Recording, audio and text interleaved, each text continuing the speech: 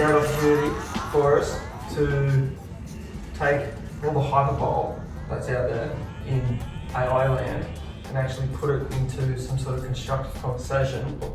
So the reason why this is very important is because if we can use AI tools to help us do a better job and focus on applying the human element to our job and using AI tools to increase the administrative part of it, then it gives us more time to be really smart humans using technology to get a better result and being more competitive. So that's kind of the reason why I'm putting a bit of importance on this task. So I'm glad everybody actually did it, because last time I tried to get everybody to do a good presentation, nobody paid attention. What was it? Exactly. So it is a bit of fun, but at the same time it's very serious. It's where everything's going. I can guarantee in 12 months everything's going to look a hell of a lot different. And if we stay ahead of the curve and actually find some commercial functionality into some of these tools and put them into some of our products and services, we'll be streets ahead. Because I can guarantee you there's a lot of people out there just freaking out and not really knowing what to do. I reckon if we just start to chip around the edges and just find some good places for us to sit, we'll be confident with it, not ignorant to it. And that's all I think our business needs to do. My AI is called cleanup.pictures. Now, I was thinking of what takes me the longest in my day-to-day sort of tasks, and sort of the grunt work that Tara and I have to do all the time, and that's image editing and sort of deep etching and cleaning up images, which sometimes on Photoshop can be very, very time consuming. So for the pure fact that I've done a few deep etching jobs, both with our COG staff, Walter and Abby, and a few other things, and it's literally taken hours, this thing would save so much time and be really efficient. Who should use it? Us, designers, content creators, and this is good because it can even go into someone like Team B, like Mitch, who might need to knock up a quick image. He can even use it because it's all web-based, all in browser. Or COG team, is Team C, possibly Team B, to make our process of deep etching and image editing way easier. And describe the future, I think it'll make the average or mediocre agencies more mediocre than average, and I think it'll make the amazing more amazing. So if you sort of understand it and learn how to use it the best you can, I think it'll make you better, but it'll also make the lazy workers more lazy and sort of make their results more shit. I'm talking about a couple of things. So firstly, Flicky. So Flicky is an AI software that takes in a text prompt or a literal blog post and it'll turn it into video content with like a library of generated voices you can choose from, as well as people. The problem it solves creating quick and easier video content, transforming blogs into videos with automatically generated subtitles. Wow. Who can use it? Social media managers or video editors, so like, anyone can use it. The team would suit best, Team B, Team C. Again, anyone can use it. The process makes more efficient. Video editing, subtitle creation, text-to-speech. I know that stuff like at the end. We used to do a little bit. Estimated time saving, I mean it really depends on what you're doing, but hours. Why I chose this, so like obviously videos are very engaging and there's data to back it, so I didn't link where this source was from, but people spend up to 90% more time on websites that feature video content. So this means using video can help to keep visitors on your site longer, increasing engagement, and if they're going to take action on your site. In 10 words or less, describe the future of AI, personalized, automated, data-driven, human-centric. That's a nice wrap up, because for me, I think humans are going to be the point of difference. So you still need to be a dynamic human and try and put in your personal creativity. So the next one is rationale. So rationale takes in a decision and it gives you like an option of 3 things. So it gives you, you can choose from a pros and cons analysis, a SWOT analysis, a multi-option analysis, or outcomes analysis. So let's see if there's an example. So yeah, like you put in what you want to do, and it tells you like pros and cons, don't know if I can share. So that means every time I give you guys a task, you're going to punch you through this and go, Luke is tripping. so like I thought what it could be good for is actually strategy. So that's why I included this one. Business development, business decisions. I did skip over these, but anyone can use it. Why I chose it, it helps us make more informed decisions within context learning algorithms. So you can actually put in information about us and the company as well, and it will kind of guide the answer. That's crazy, isn't it? One of the main things, right, running the business, it's time. So how much can you charge for how long something took? So sometimes estimated time saving, it makes it look like saving time is always the most important thing. And to a degree, it is. Elon Musk has the same amount of time we do. It's kind of like everyone's got the same amount of time in a day, it's just how you spend it. But it's what you do and how you think in that time. So this sort of thing that Blake's got on this one, sometimes you can get, especially strategically, I can't do anything in the front room because it's just too busy. And it's kind of like I can't even get headway through some strategic thinking. A lot of the time, that's why I've given it to Kat, is because it's just too hard to have a quiet space and get clarity of thought. But something like this can cut through and get you a really good running start, and you're not having to go, oh my god, I'm caught in my own thinking. And so, estimated time saving, what about estimated brain power saving? So moving on, scale nut. It's kind of it's got a bit of a funky name. So scale nut helps with your content marketing. Is that for squirrels? Guess we'll find out. So it works in the middle of SEO, content optimization, and brand. It's good for SEO and optimizing your site, but it also considers like how you're talking as well. So, you know, should you say? Like trying to watch your positioning. Yeah. So who can use it? Content marketers, SEO professionals, SEO writers, if they even still exist anymore.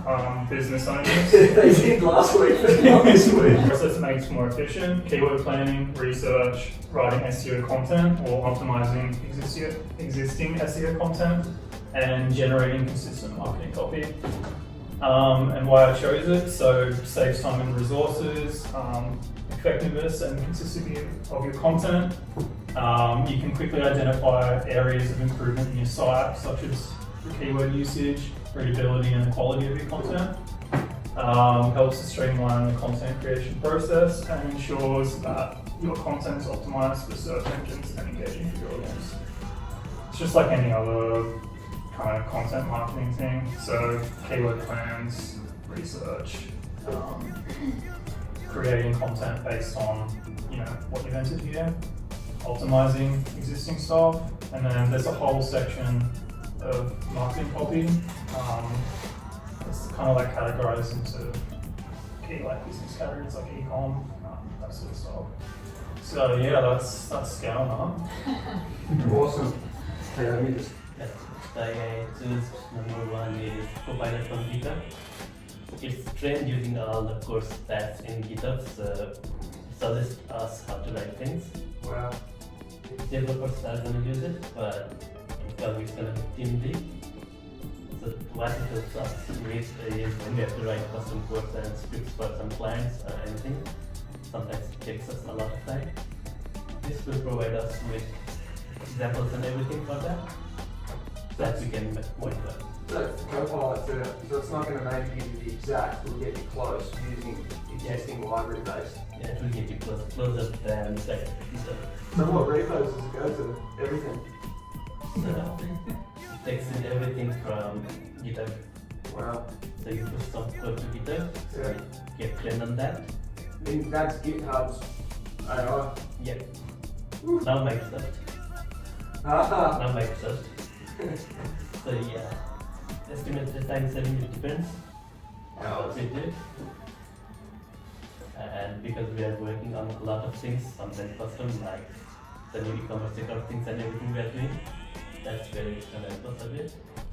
So this allows you to record a single video and get more than one output from it using the input you put. Wow. So using this, you can record a video and send it to different clients with more personalized thoughts. So use it here, Huh. So it depends on how many hours you spend making videos. Not yet, till the day of It just starts vlogging. Yeah, but maybe for something like workflow or something. Yeah, 100%. Big good for you. Free, you get 500 videos a month. Pretty good. That's some serious uploads. Gee, that's a good one. PG. Woo. Welcome to the room, Mr. Ramon. No? First, I choose is HTML to Figma design. This one is the extension for the Figma. So straight out of Chrome.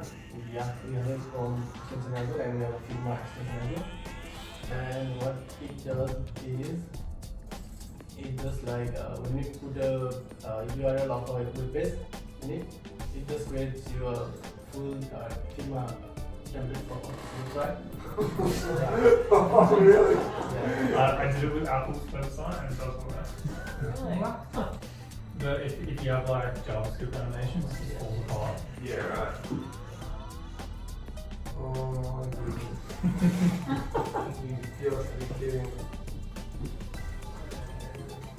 Wow. Are you kidding? It's got the layers and everything on the left. I mean, like no actual Figma design will do it that way. But when we need a quick retorting something and show to the client or website, then we can just import this on here and can make change and just send it. And this will use it like a TMD Lake or this Max and also use this one. So why did I choose it this? Because when I try to look in some designs in Figma, there were some screenshots like for the quick changes. And I had to like, I couldn't just speak them and find the CSS of that design. So it's that, okay, and you know what I like about that? It makes productive people more productive.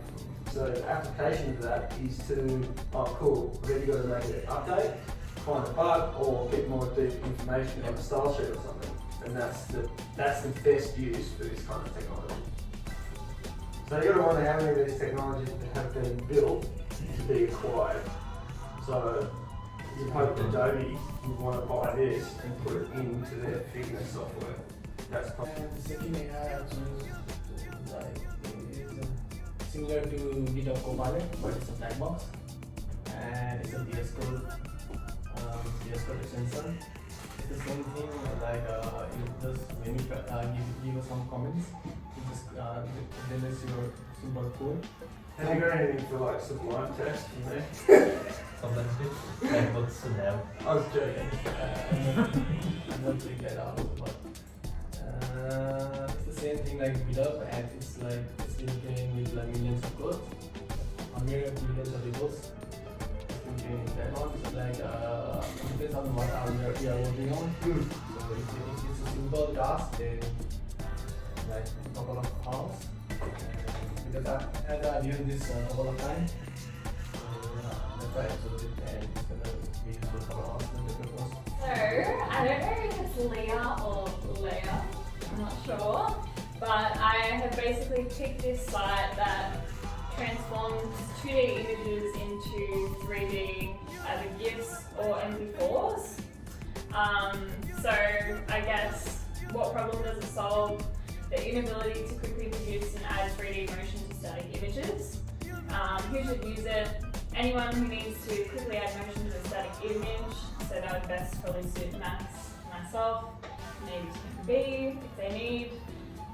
COG process and makes more efficient. So I thought this would tie in well to this whole SOMO, social motion videos that we're making for our clients now, and just trying to integrate more 3D motion onto our social media streams for our clients. It just makes the manual design labor time easier. So depending on what it is, you know, you say between half an hour to an hour. I chose it because it's very easy and intuitive to use. It's in browser, it's easy to get good results. You can choose, I'll get it open in a minute, but you can choose the depth map of like where you want the motion to move from. So it comes with like a little brush and you can like for this image that I plugged in, I like drew over some of the sections of the grid or the triangular grid, and you can like choose which way it moves. So depending on the image, you can like manipulate it. It's very easy. You just like drop in an image, and then I think I would have to drop in an image to show you, but you can, in edit, you can pick which way you want movement to go, how much movement, how long the movement runs for, which is perfect for like if you want a quicker design or like a slower, more slow motion type of feel. And then in the depth map, as I said, you can like brush over the areas that you want to manipulate. So I'm pretty sure it's free, it's just in browser. You can export it as a GIF or an MP4. And yeah, so that is Leah Pick. And then in 10 words or less, describe the future of AI using brand marketing. And I just said that it will continue to evolve, so brand marketers must learn to embrace it and best utilize it. That's it. I chose Ghostwriter. Pretty much Ghostwriter is like having Chat GPT as an add-on extension in Google Docs. But you can it's a bit more convenient because you can edit everything in your blog text like within Docs, rather than like at the moment we have to like drag like 100 words into Google paraphrases and then check it in like everything.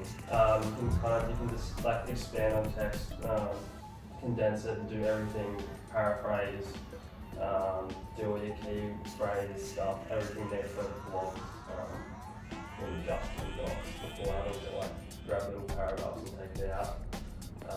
So like your keywords, you can just like put in, chuck in a keyword and various ideas That's my favourite one is bottom of worst case scenario.